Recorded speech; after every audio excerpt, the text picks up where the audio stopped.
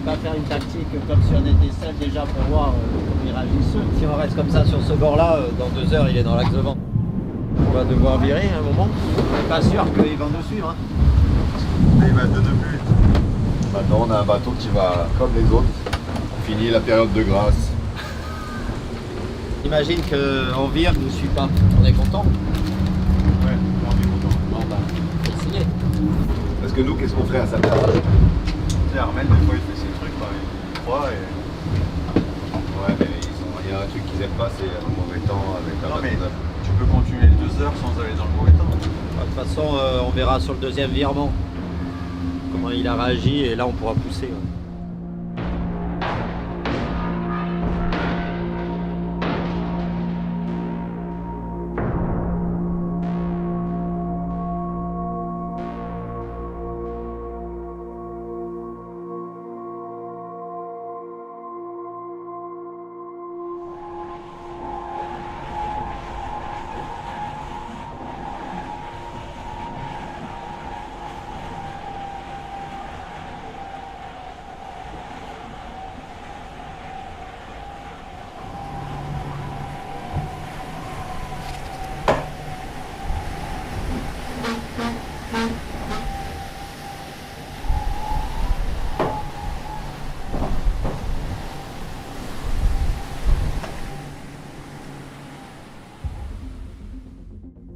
Banque Populaire, Sodebo,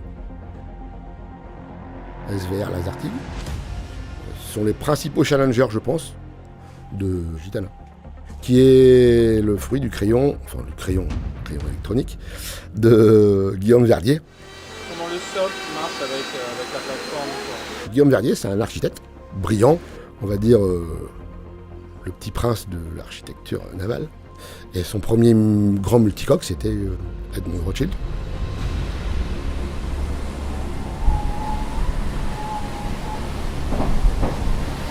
J'étais en Nouvelle-Zélande quand on le dessinait. C'était un peu le bordel, j'arrêtais pas d'aller des 2 côtés. Je dirais 2014, je pense. Je me souviens très bien dessiner même dans l'avion, faire les calculs dans l'avion. Ce qui était incroyable avec Gitana, c'est qu'on avait page blanche, quoi. Chacun s'inspire des autres. Et dans toutes les équipes, il y a des choses à apprendre. Et ce serait vraiment prétentieux de penser qu'on est les seuls à avoir des bonnes idées. Tout le monde a des super idées. Et il faut surtout ne pas regarder que ses pompes, quoi. À part le problème de vision qui est pas terrible sur SVR, je trouve que c'est une plateforme aérodynamiquement intéressante.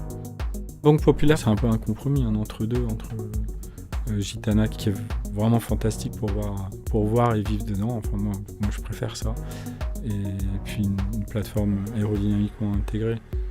Sur Sodebo, ça m'a vraiment étonné la disposition architecturale avec le centrage de mât. Avoir mis le mât très en arrière et scellé, c'est une belle idée, mais je me vois pas du tout vivre dans ce bateau si j'étais marin. Ça me filerait les jetons, ouais. Vous êtes prêts, les gars? Ouais, Ouais, prêt. ok. Ouais. Bon, bah, c'est sympa de venir déjà, merci. Non, avec plaisir. Armel Lecléache, il fait partie du top 5 des meilleurs skippers de course au large en France et dans le monde, peut-être. C'est le vainqueur du Vendée Globe 2016, le triple vainqueur de la Solitaire du Figaro. C'est un gars qui lâche jamais rien, c'est un breton. Un léonard, vous pouvez la garder celle-là? Un léonard. Il est de la baie de Morlaix. Gitana reste la référence du circuit ultime. Aujourd'hui, c'est le bateau qui a quasiment tout gagné, c'est le bateau qui a le plus navigué, qui est le premier à pouvoir voler dans cette technologie qu'on a mis en place maintenant depuis quelques années maintenant, mais on a vu avec Charles et Franck une maîtrise du bateau. Ça reste un bateau hyper fiable, hyper performant. On en est conscient, mais on sait aussi qu'avec nos bateaux plus récents, on a la capacité de rattraper ce retard, voire même de le dépasser, parce qu'on bénéficie de technologies plus novatrices. Donc ça nous de travailler, je pense, pour arriver à ce niveau-là. Ouais. Que ce soit Armel, François et tous les autres, en fait, la catégorie de bateaux dans laquelle on court, qui sont les ultimes, montre finalement ce qui se fait de mieux en termes de marins. La banque pop, Sodebo sous Julien. On avait eu un stage à Port-la-Forêt, mais La confrontation s'était vite arrêtée malheureusement. Et ensuite on s'est retrouvé au départ de la Jacques Vabre. On prend un peu de série encore. La GV, t'en penses quoi là? T'as plus de travers, Franck, je vous prends Uculi. Ça va partir sur les chapeaux de roue, ça va aller vite là sur ce premier bord.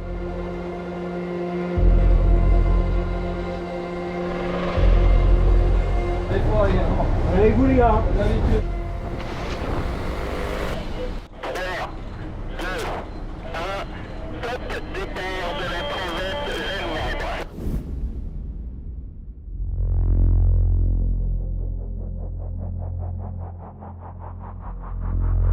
La Transat Jacques Vabre, c'est une course en double qui partait du Havre et qui arrivait en Martinique en faisant un petit détour. Donc on avait un parcours de 5000, 700 000 si je dis pas trop de bêtises. On avait un plateau qui était relativement fourni avec Sodebo que l'on connaissait.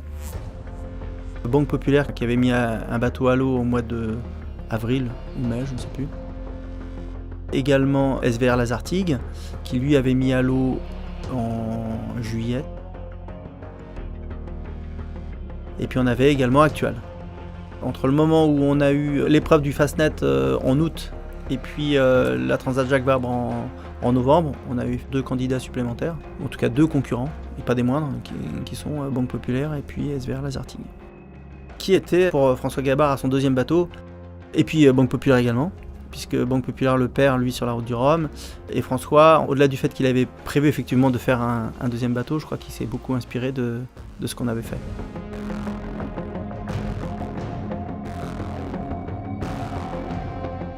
C'était la première fois où du coup on se retrouvait avec l'ensemble des ultimes et puis vraiment un plateau fourni qui nous permettait de se mesurer et puis de voir où on en était finalement par rapport à la concurrence. Pour le coup, on a pu voir que on était toujours dans le match.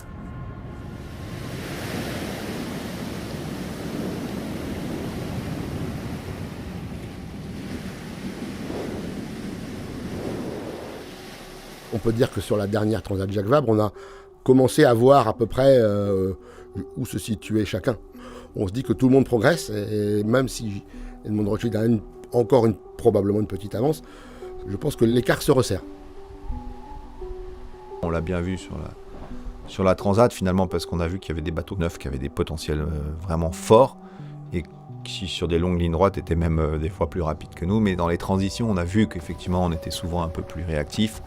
Forcément, puisqu'on connaît bien notre bateau, on s'adapte tout de suite, on anticipe vraiment bien les choses.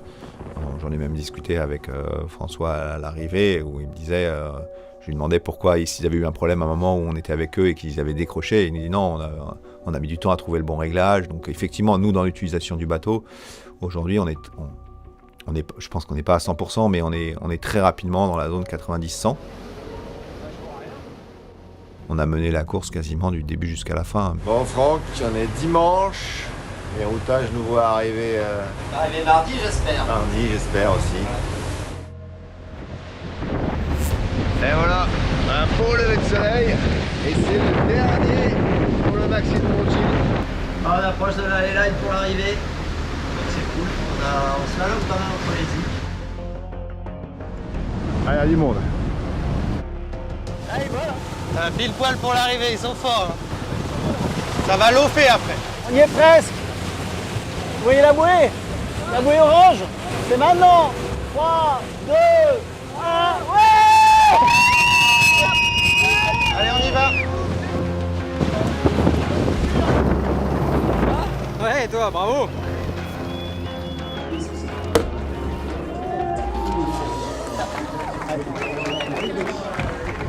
Done, job done. Mesdames et messieurs, François Gabard, Tom Laperche et SVR Lazartigue.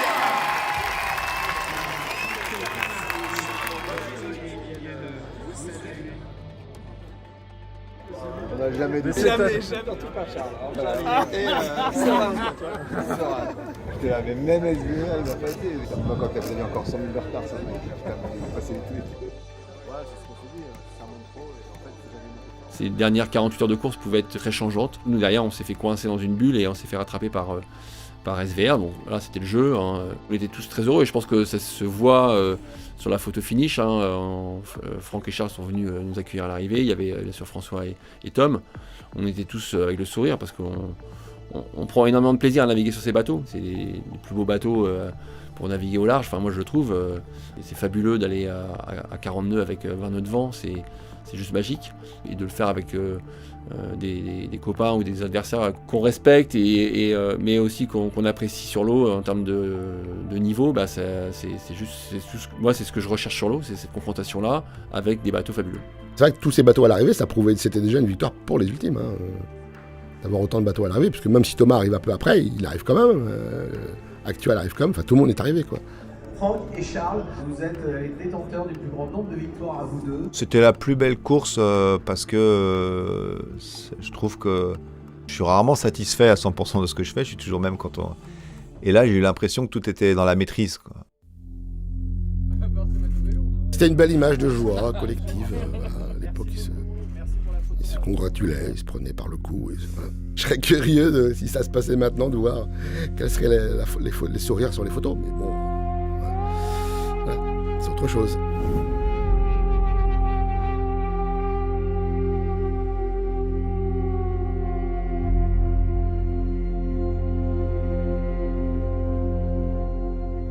On a effectivement aujourd'hui SVR qui remet en cause en fait un certain nombre de règles, ou en tout cas qui les interprète différemment de l'ensemble des armateurs et de la classe et hors la classe, puisque finalement nous on n'était pas vraiment dans la classe jusqu'à aujourd'hui.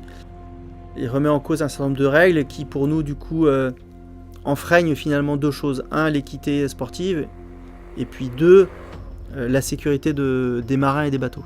Son point fort, je pense que là pour le coup, c'est d'avoir peut-être été très loin, trop, sur l'innovation, en ayant notamment, c'est le dossier qui fâche, mais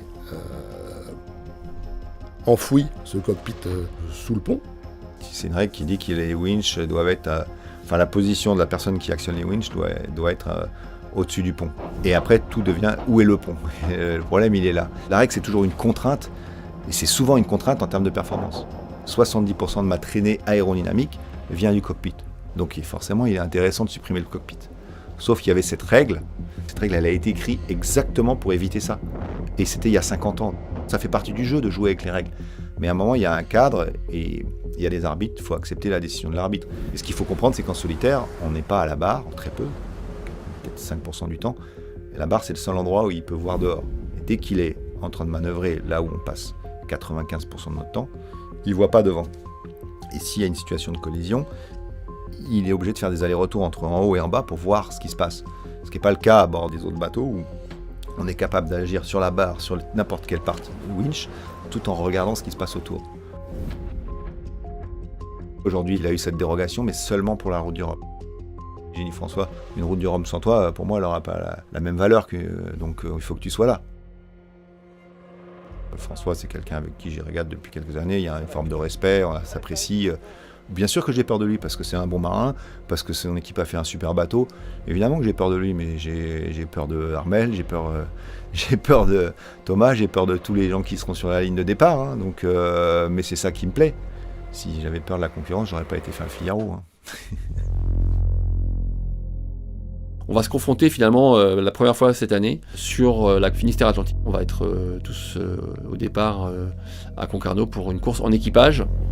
Et là, ça va être un vrai test. Je pense un vrai état des lieux du niveau de chacun.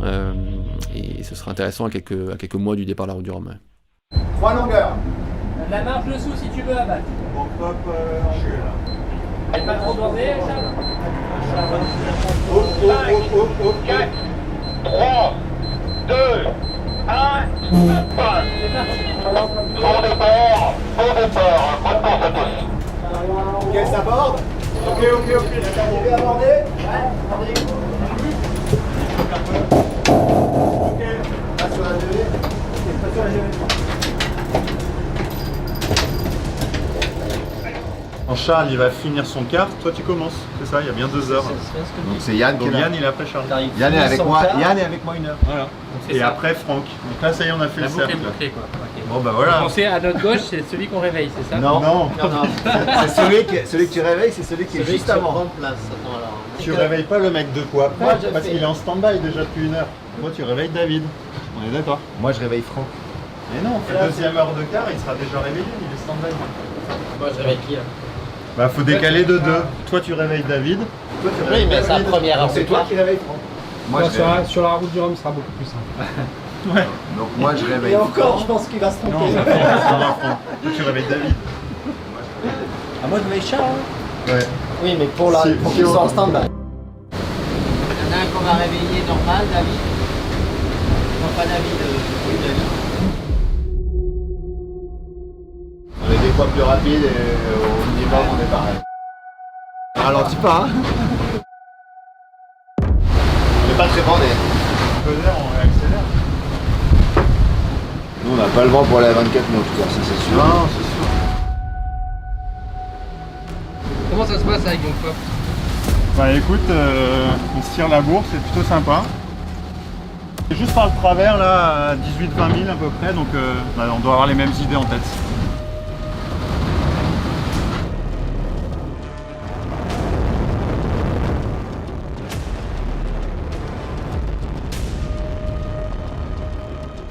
Ils sont pas loin, ils vont vite. Il y a match. Hein. La course va être longue. On a vu à la Finistère Atlantique, c'est que on n'a jamais eu un match aussi serré. On a été évidemment très surpris par les performances de Banque Populaire. On s'y attendait un peu, le bateau et le concept est bon. Et on le voit dans le pop, il est à 12 000 par le travers au vent. Là.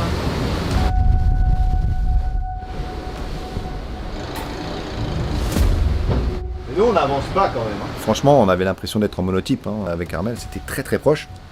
Mais il y a eu des phases quand même où il était plus rapide, les phases de décollage et les phases de très haute vitesse. Là on est braqué de partout, je crois que ça vaut le coup d'avoir du règle et l'aile de rap. On est au contact avec Banque Populaire, ils sont revenus. Il nous a repris 6000 en 2 heures là, depuis ce matin. Il n'y a pas beaucoup de vent, ça vole pas. A priori c'est pas nos meilleures conditions. Donc on essaie de le garder derrière mais ça risque de pas durer. Thierry va peut-être se dire, faut faire un bateau. On va mettre un mec super talentueux à la barre là, et d'ici 1 heure ou 2, ils seront derrière. On attaque, on agnac. Mais c'est pas gagné. Hein.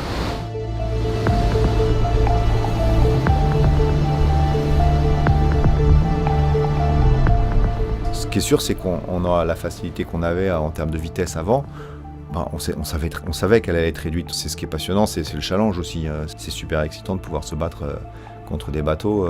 On a bien redémarré là maintenant qu'il y a du vent, il y a 30-35 nœuds, Momo à la barre, ça avionne.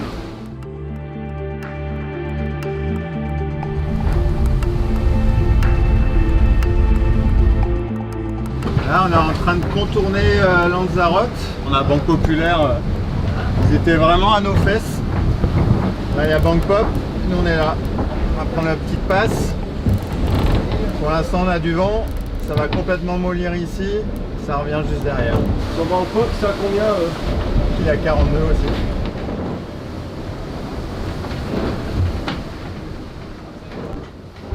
Ça va se jouer sur un grain cette histoire. Il est où Banque Pop? Ça dépend, des fois il est là, des fois il est là, des fois il est là. Là il est plutôt là.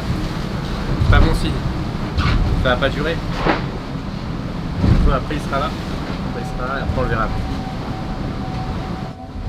On ne peut pas faire une tactique comme si on était seul déjà pour voir comment ils réagissent. Si on reste comme ça sur ce bord-là, dans 2 heures, il est dans l'axe de vent. On va devoir virer à un moment. On n'est pas sûr qu'ils vont nous suivre. Hein. Et il va donner plus vite. Maintenant, on a un bateau qui va comme les autres. Fini la période de grâce.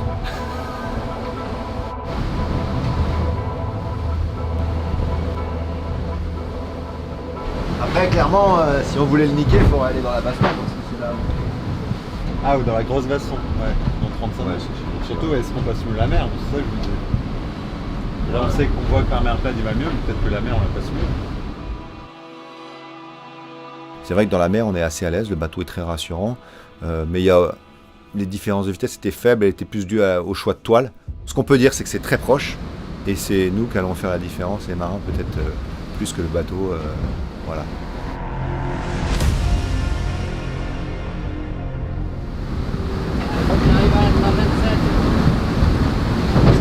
essaye un réglage devant, je peux essayer, revenir en arrière, un peu plus écarté.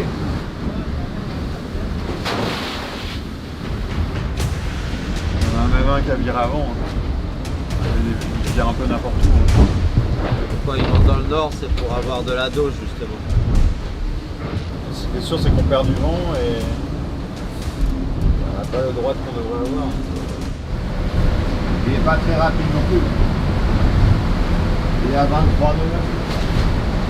Ouais, mais s'il y a du droite, tu vas pas faire 65, faire deux virements, tu perds 5000 quoi.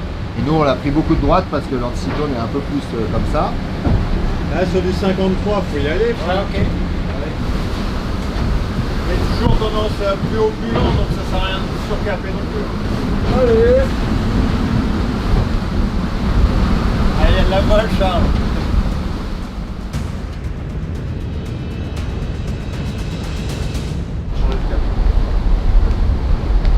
C'est quoi là? La ville? On aperçoit Armel Banco qui est juste derrière nous. Et on va se battre pour la Un même petit passe. peu d'air dans 300 mètres. C'est arrêté dans le peuple là, non? Oui, il va à 15 nœuds.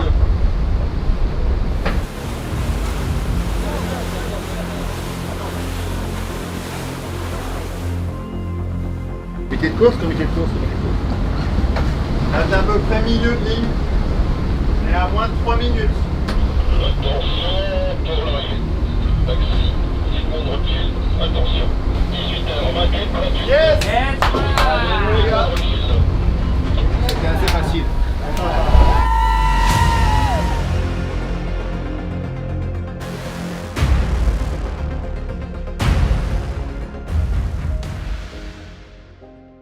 Avec le bateau d'Armel, on était très proches, donc on savait très bien que les bateaux neufs allaient avoir du potentiel. Ils ont progressé énormément, ils vont sûrement progresser.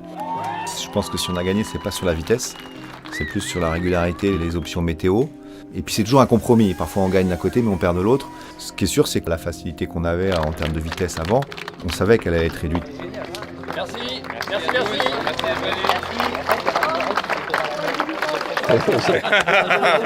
Oui, parce que une bagarre comme ça en ultime. Ouais, reste pas loin, reste pas loin. Bon, à plus tard. Non. L'enfoiré. Du Maxi de Mondrochil, Charles Caudrelier.